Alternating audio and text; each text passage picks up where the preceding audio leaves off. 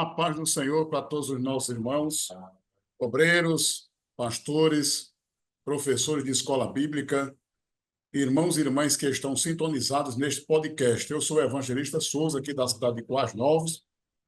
Nós estamos hoje, mais uma vez, na alegria, na bênção do Senhor, para falarmos sobre esta preciosa lição, uma temática bastante interessante. E está comigo aqui, na interação desse podcast, o pastor Gesian, da cidade de São Vicente. Então, ele vai aqui fazer as suas considerações iniciais com as saudações em nome de Jesus. Saúde a todos com a paz do Senhor. Quer dizer que é uma alegria estar participando desse podcast, hoje para tratar da lição da Revista Juvenis, lição número 10, sobre o engano da teologia da prosperidade. Amém. Então, hoje nós iremos estudar e comentar a lição número 10, esta temática tão interessante que traz para nós um assunto bastante forte para os nossos dias, até porque é uma temática que está exatamente dentro do contexto. O tema é o engano da teologia da prosperidade. E diz assim o texto sagrado na segunda carta de Pedro, capítulo 2, versículo 1. E também houve entre o povo falsos profetas, como entre vós haverá também falsos doutores, que introduzirão encobertamente heresia de perdição e negarão o Senhor que os resgatou, trazendo sobre si mesmos repentina destruição, ou repentina perdição. É a segunda carta do apóstolo Pedro, capítulo 2, versículo 1.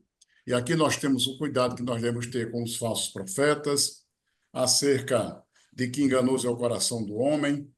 Vamos também entender que Jó foi um homem bom, mas também sofredor. Entender um pouco sobre a vontade de Deus. E também é interessante que nós também busquemos o reino de Deus em primeiro lugar, porque nós sabemos que o mundo está no maligno. A leitura bíblica em classe está na primeira carta de João, capítulo 5, versículos 14 ao 21. Eu vou ler apenas o versículo 14 e o versículo 20 e 21. Diz assim, 1 João 5, 14. E esta é a confiança que temos dele, que se pedirmos alguma coisa segundo a sua vontade, ele nos ouve. E aqui no versículo 20 diz assim, sabemos que já o Filho de Deus é vindo e nos deu entendimento para conhecermos o que é verdadeiro. E no que é verdadeiro estamos, isto é, em seu Filho Jesus Cristo. Este é o verdadeiro Deus e a vida eterna. Filhinhos, guardai-vos dos ídolos. Amém.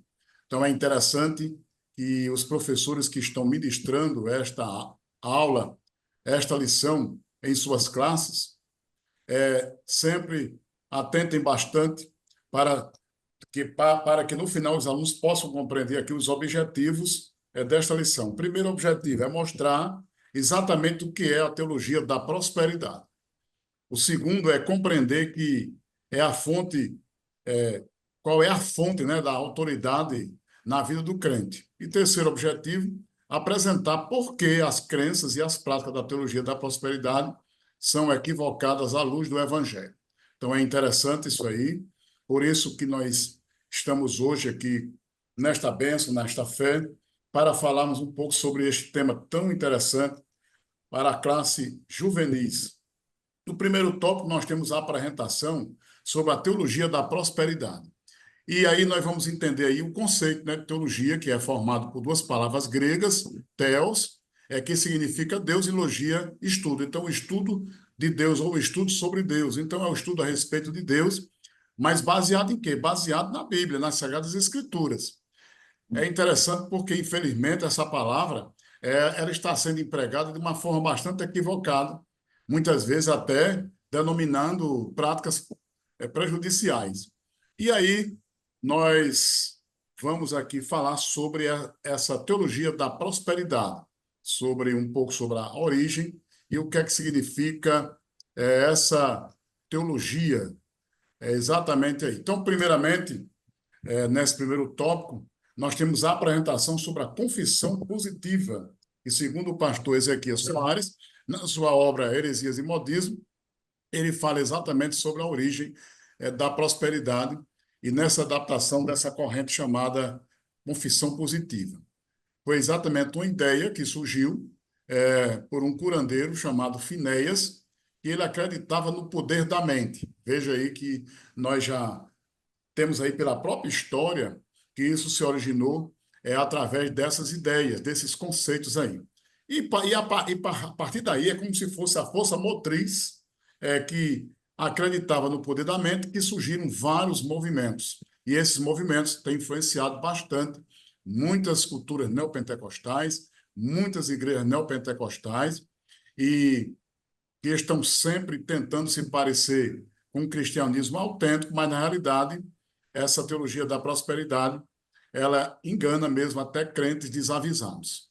Então, aqui é uma introdução e o pastor Gesian pode aí continuar nessa mesma pegada, desse mesmo trajeto, falando aí sobre essa origem que eu dei aqui umas pinceladas e o crescimento dessa prática doutrinária. Souza. Essa confissão positiva, como está bem claro aí, tem sido adotada por algumas igrejas neopentecostais, né? E, como diz a própria palavra confissão, ou seja, eles se utilizam e dizem que pode se confessar, ou seja, confessar palavras para que as coisas aconteçam, ou seja, é o poder da palavra, do homem, não de Deus, né? Aquela questão de determinar, de decretar, que o que você disser vai ter que acontecer, e sem base bíblica alguma. É por isso que, como você bem frisou, e está aí no comentário, essa questão de teologia da prosperidade, na verdade, não é uma teologia, porque não tem base bíblica, não é verdade? Então, é equivocado se usar esse termo, porque não tem nenhuma base bíblica para se falar dessa teologia da prosperidade, como realmente eles ensinam.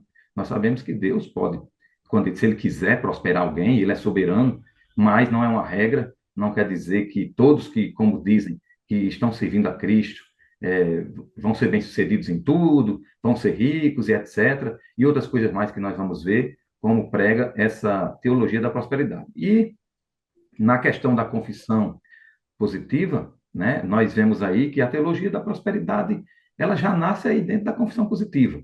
É uma mistura e que as igrejas neopentecostais têm adotado, né? E Finéias tem contribuído para que isso aconteça. E ele que nasceu em 1802, viveu até 1866, né? E a gente via que na sua história ele tinha um interesse na saúde, na filosofia, e entrou com essa questão do desenvolvimento do novo pensamento, né? E daí essa questão da confissão positiva foi nascendo e está dentro das igrejas neopentecostais. As pessoas estão praticando no dia a dia e que não tem base nenhuma bíblica para que nós venhamos estudar para praticar no dia a dia no meio cristão. É bem interessante aí porque a gente sabe que é importante dentro do ramo da psicologia, né, que a gente tenha autoestima, que a gente possa também desenvolver a nossa fé. Mas o que a gente está discutindo é exatamente isso, né, pastor Gisele? É porque é baseado mais assim numa coisa muito do homem, uma coisa Justo. muito baseada que Deus não é o centro. Você Isso. determina, você diz, então você não admite que na vida do cristão possa acontecer, por exemplo, revés, né? Ou determinadas coisas que venham contra. Aí tem que dizer assim, mas eu sou cristão, como é que pode? Eu estou sofrendo, eu acredito em Deus, eu acredito na Bíblia, eu acredito na Igreja de Deus, eu acredito na palavra, e por que eu sofro? Então, a resposta é que ela não está basicamente nessa confissão positiva, porque aí dá a entender que se você está sempre prosperando, você está sempre prosperando, é porque você está no centro da vontade de Deus. Será? Então, é exatamente aí onde essa lição ela vem mostrar que essa questão da prosperidade ela pode até estar associada a um bom gerenciamento mesmo da vida material, mas ela não quer dizer que você é uma pessoa que está dentro da vontade de Deus, porque homens e mulheres de Deus também tiveram seus momentos de provações ou não. Então, os homens e mulheres de Deus também tiveram seus momentos conflitantes. Os homens e mulheres de Deus também tiveram seus momentos de vulnerabilidade e até têm. Então, essa conceituação nós devemos também ter muito cuidado, porque muitas vezes nos leva para extremos. E Jesus até nos advertiu acerca dos falsos profetas, dos falsos ensinadores, com essa ideia de que ser pobre é uma maldição. Claro que a pobreza ela também tem uma explicação sociológica, ela tem uma explicação econômica, ela tem uma explicação dentro do estudo das desigualdades sociais. Mas o que a gente tem que ter cuidado é que a teologia da prosperidade ela ensina que ser pobre é uma maldição e que todo cristão tem que ser rico materialmente.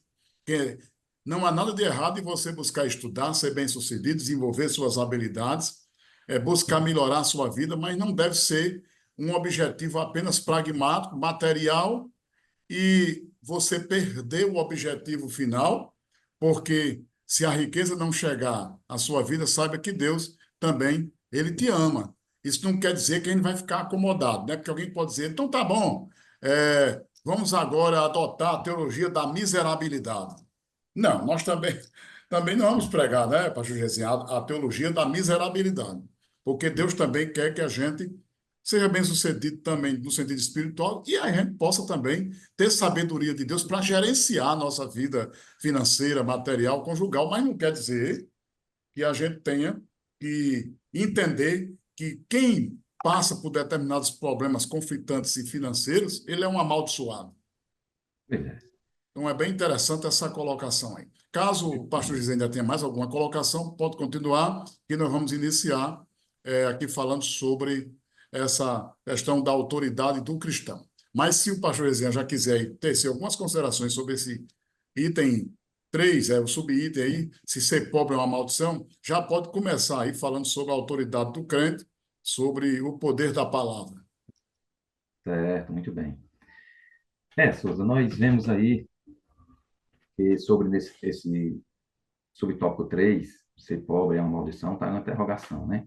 Porque justamente a teologia da prosperidade é isso que apresenta. Se a pessoa é uma pessoa que não é bem-sucedida financeiramente, ele está debaixo de maldição, segundo o que eles pregam. E a bênção de Deus não está na vida deles, né? Então, nós podemos ver aí que há uma precipitação e dentro disso aí, eles chegam a afirmar que a riqueza é como a evidência da bênção de Deus.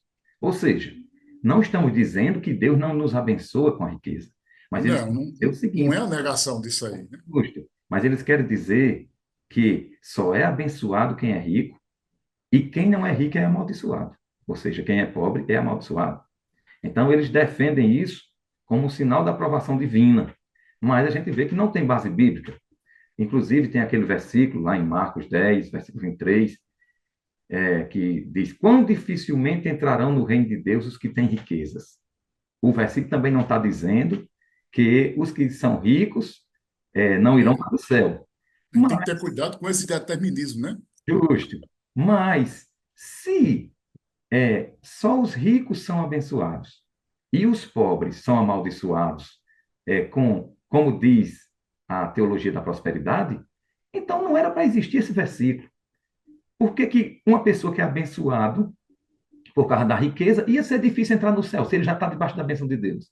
Não é verdade? É claro que a dificuldade não está na questão dele ser rico, mas tem um versículo também que diz que o amor ao dinheiro é a raiz de todos os males. O problema é que o ser humano não administra, muitas vezes, bem aquilo que ele tem, e às vezes faz de algo que ele tem o seu Deus, né? Coloca em primeiro lugar. E o versículo diz: buscar primeiro o reino de E a Deus. Bíblia condena o amor ao dinheiro, né? Isso. E as demais coisas vos serão acrescentadas. Então, daí eu chego a uma conclusão que, mais uma vez, como a gente já sabe, isso é uma grande precipitação. Outra coisa que eu quero falar aqui é que eles, dentro desse ponto aí do subtópico, eles deixam claro também que é uma clareza que não é verdadeira, na verdade, que a oferta ela é como chave para as bênçãos. Ou seja, em algumas igrejas neopentecostais, eles defendem que a questão de você dar uma oferta, você está semeando e é garantido a bênção financeira voltar para a sua vida. É E quando ele claro, não tem? como é, Souza? E quando ele não recebe? E aí? Então, não é? Nós sabemos que Deus é soberano, Deus, ele se agrada da gente ofertar. Existe um princípio nisso aí, mas não Com quer certeza. dizer que a gente vai barganhar com Deus. Não quer dizer que eu vou dar já pensando nisso aqui. Não. A gente dá por amor, a gente dá por gratidão, né? Oferta na obra de Deus, mas nós não podemos acreditar que o fato de nós apenas contribuirmos financeiramente, que nós incentivamos a todos contribuir, o fato de contribuir, isso aí vai garantir as bênçãos, que muitas vezes eles fazem até o voto. Senhor, eu estou dando isso aqui para receber isso aqui. Eu quero o meu carro novo, eu quero a minha casa e tal, e ele dá aquele valor já esperando. Mas, E nem admite. Não isso. admito que não receba, né? Então aí o centro está no homem, não em Deus, né? É bem interessante esse assunto, porque ele é um assunto moderno, né, pastor Gessé? É um assunto que faz parte aí dos nossos contextos sociais e está entranhado, assim, uma ideia de que eu dou para Deus e ele tem a obrigação de retribuir para mim. Como se as minhas ofertas, meus dízimos, aquilo que eu dou para Deus, é como se Deus dissesse assim, agora, aí ainda cita Malaquias. Lógico que ali Malaquias está mostrando uma relação entre aqueles que haviam desprezado o desejo ou a mesma adoração de contribuir e que Deus também fecharia as portas.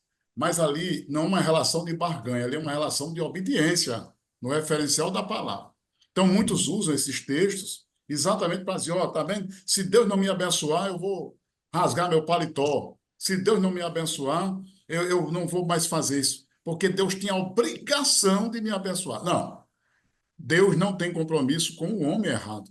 Deus tem compromisso com o adorador, e mesmo assim, dentro dos princípios da sua palavra. Eu oferto, eu posso dar meus dízimos, minhas ofertas, mas se Deus não me quiser abençoar naquele viés, naquele momento, e Deus quiser me provar, eu estarei debaixo da maldição? Não, é exatamente essa questão que ele está discutindo. Lógico que Deus exige de nós que a gente possa ofertar, contribuir, que a gente possa amá-lo, adorá-lo de coração, mas a gente não pode estar barganhando com Deus. Eu vou dar tanto porque Deus me dará tanto. Eu vou fazer isso porque eu receberei desta maneira. Não é isso que nós aqui estamos ministrando. Então, nossa palavra tem poder, né? Devemos ter cuidado com tudo que sai dos nossos lábios, porque Jesus afirmou que uma árvore ela é conhecida não pelos seus galhos e nem também pelas suas folhas, mas sim pelos seus frutos. Quer dizer, então, no sentido espiritual, são as nossas condutas, nossas ações, são as nossas atitudes que falam acerca de nós. Os adeptos da teologia da prosperidade, eles acreditam que a palavra do crente tem a mesma autoridade que a inerrante palavra de Deus. Eu decretei, eu disse e eu quero. Então, jamais vamos fundamentar, né, a nossa fé a pensamentos humanos, ainda que venham homens de bem intencionados e até devotos, mas na realidade, enganoso é o coração do homem. É essa a expressão que nós vemos no sentido aqui que fala Jeremias 17:9. Então, ainda que venham de homens bem intencionados e devotos, não deixam de ser coisas falhas. Tudo é decorrente da falta de fé? Tudo é decorrente da falta de fé? Responda aí, pastor Gesiano. Tudo é decorrente da falta de fé? Claro que não, né? E, inclusive, eles dizem, com base nisso aí, que o sofrimento é o sinal da falta de fé. Ou seja, se você está passando uma situação difícil, eles não acreditam em provação, a Bíblia fala em provação. Então, se você não está bem financeiramente, se você está doente, então está faltando fé. Se você não recebeu sua cura, que está faltando fé. Mas nós sabemos que tem na Bíblia homens de Deus que eram usados por Deus na área de cura divina, tinham dons espirituais, como o apóstolo Paulo, mas tem aquela situação do Timóteo que ele aconselhou que não tomasse só água, mas tomasse também um pouco de vinho por causa das suas constantes enfermidades, né? E outras situações mais de homens de Deus que adoeceram e que não foram curados, outros foram. Então, isso não mostra que é questão de falta de fé. Existe a soberania divina, Deus, ele cura, continua curando, porém, jamais o sofrimento é sinal de falta de fé. Pelo contrário, às vezes o sofrimento ajuda também na nossa fé. Ou seja, no meio da aprovação, que a prova não é para a gente ser reprovado, mas é para ser aprovado, porém, o homem de Deus, está passando pela prova, precisa naquele momento estar ligado com Deus, meditando na sua palavra, buscando o Senhor, sendo fiel, e aquilo ali vai aumentar mais ainda a sua fé se ele passar naquela aprovação na presença de Deus, né? Ele vai ter experiências novas. Inclusive, eu estou me lembrando agora, Souza, naquela passagem que é, Sim, Jesus estava no barco, né, dormindo, e os homens, diante daquela tempestade, acordaram ele e disseram: Senhor, não se te dá que morramos. Jesus chegou ali, acalmou a tempestade, acalmou o vento, e disse: Por que sois tão tímidos? Até quando estarei convosco? E quando tudo se fez bonança, um olhou para o outro e disse assim: Quem é este que até o vento e o mar lhe obedecem? Então, o que é que eu entendo aí? Eu entendo que ali a fé deles aumentou mais. Por quê? Porque eles passaram por aquela provação, foi uma prova na vida deles, eles acharam até que iam morrer, eram homens experientes aí a uma alto na pescaria, mas naquele momento eles quiseram se desvanecer da vida, acharam que não tinha mais jeito. Porém, quando Jesus acalmou tudo, um olhou para o outro e disse: Quem é esse que até o vento e o mar lhe obedece? Eu tiro uma lição aí. Eles conheciam Jesus como aquele que cura, eles conheciam Jesus como aquele que expulsa os demônios, ele conhecia Jesus como um grande pregador, porém ele não conhecia Jesus ainda como o Senhor da natureza. Eles não entendiam que Jesus tinha poder sobre a natureza. Então, descobrindo isso, meio à provação, eles chegam a entender que Jesus é mais do que o que eles imaginavam e a fé deles aumenta dentro da aprovação e depois da aprovação com a lição que eles tiram. Então, jamais a gente pode afirmar que o sofrimento é sinal de falta de fé. então é interessante que os professores e as professoras repassem para os seus alunos, mostrando exatamente o lugar onde a gente tem que entender sobre o que a Bíblia responde ou fala acerca de tudo isso. Nós entendemos que Jó ele era um homem reto, um homem temente a Deus, se desviava do mal, o próprio Deus dá testemunho disso. No entanto, Deus permitiu que Jó experimentasse sofrimento. E é interessante que nos capítulos, em todos os capítulos do livro de Jó, em nenhum momento a gente vê Jó atribuindo ao inimigo o sofrimento que ele estava. Pode ver que Jó, ele sempre fala nessa relação que ele tem com Deus. É claro que ele se queixa, porque ele entendia que ele era um homem reto, justo, e ele entendia exatamente assim. Um homem reto e justo servia a Deus jamais poderia estar passando por aquela provação. No final, a gente entende que Jó compreende agora que Deus é soberano. Então, Deus é quem tem é quem tem o controle de todas as coisas. E Jó compreende ali que Deus é soberano para definir na vida dos seus servos, mesmo fiéis, aquilo que Deus determina, até mesmo como sofrimento. E foi isso que aconteceu na vida de Jó. Então é bem interessante isso. Alguém diz assim: não, mas eu não sou como Jó. Não, pelo contrário, nós devemos sim buscar como Jó servir ao Senhor, para que a vontade de Deus se cumpra em nós. Então, esta vontade de Deus é que Jó perdeu em um único dia todos os seus filhos, né, seus bens, sua saúde, mas não perdeu a sua fé. Isso é muito interessante. Jó é um exemplo de que a teologia da prosperidade é uma falácia. É uma prova de que o justo também sofre na terra. Muitas vezes Deus utiliza o sofrimento para aumentar a nossa fé e não porque nós temos falta dela. Então é interessante aí a vontade de Deus. Benny que é um grande propagador, né, da construção positiva, ele disse: nunca jamais em tempo algum vá ao Senhor e diga: se for da tua vontade. Nós discordamos aí, porque estas palavras, elas não são destruidoras. Pelo contrário, a gente aqui reconhece a vontade de Deus, né? Ainda devemos se enganar, né, com esse discurso. Porque a Bíblia diz: se pedimos alguma coisa segundo a sua vontade, aí ele poderá nos determinar. Dá. Aí, porque de repente a gente faz um pedido, pastor Gesian, que não é dentro dos princípios da vontade de Deus. Aí como é que Deus vai responder? Não é? Justo, justo, Então Deus é exatamente. soberano e tem o controle de todas as coisas. Pode tecer aí comentários sobre a vontade de Deus nesse tópico 2.3. Certo.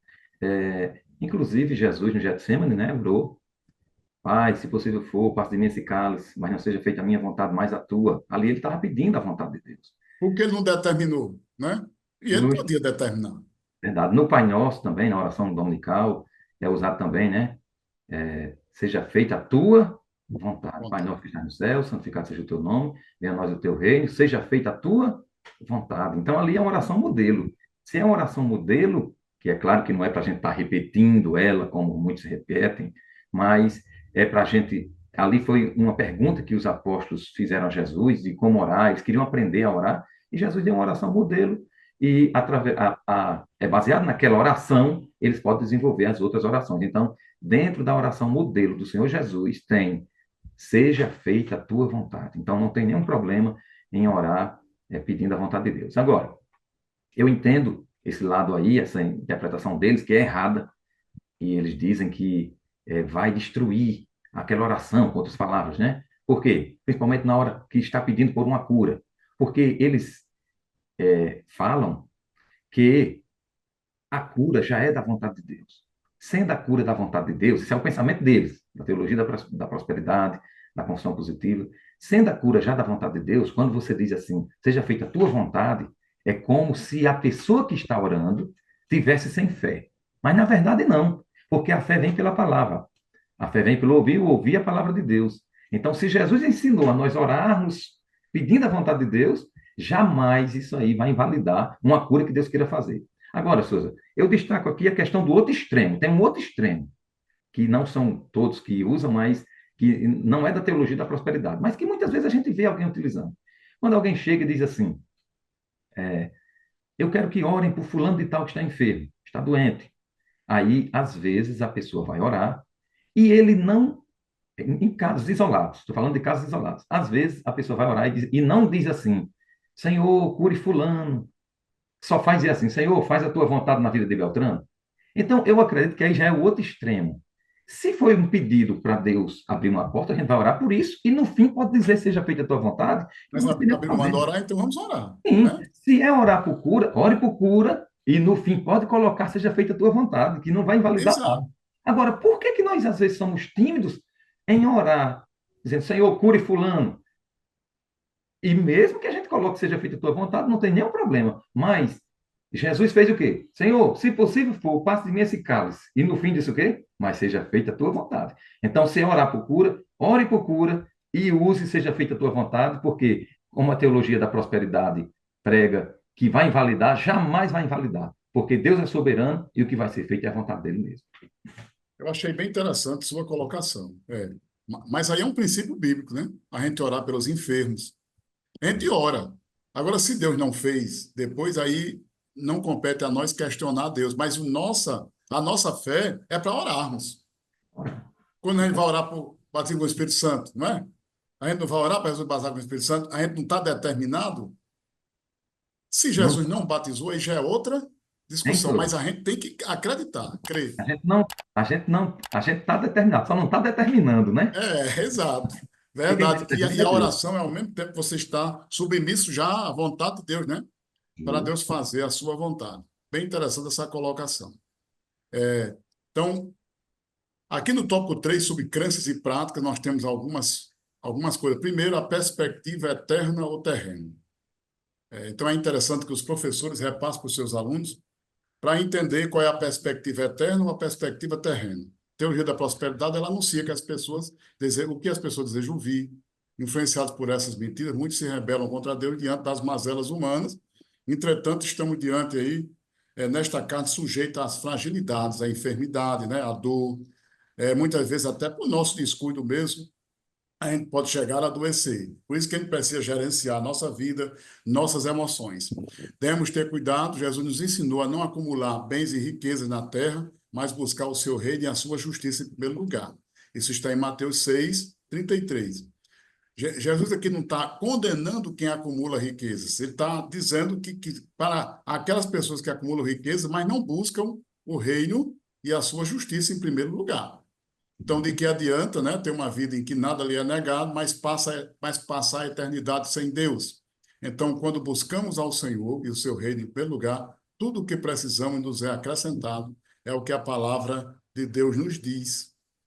Então, é interessante isso aí, e eu já vou aqui fazer a minha conclusão, e o pastor Gesiano também aí com as suas considerações finais, é que nós aprendemos acerca da falácia da teoria da prosperidade, então devemos estar atentos submetendo todo o ensino, ideia, pensamento à luz da palavra de Deus. Então é interessante que que nós, como professores, e até mesmo orientando aqui aos demais professores e professoras que estão nas suas classes, que oriente exatamente aos seus alunos para viver nesse mundo, não mais concordando com a maneira de pensar mundana, mas sim tendo como princípio a palavra de Deus, que é essa que é interessante.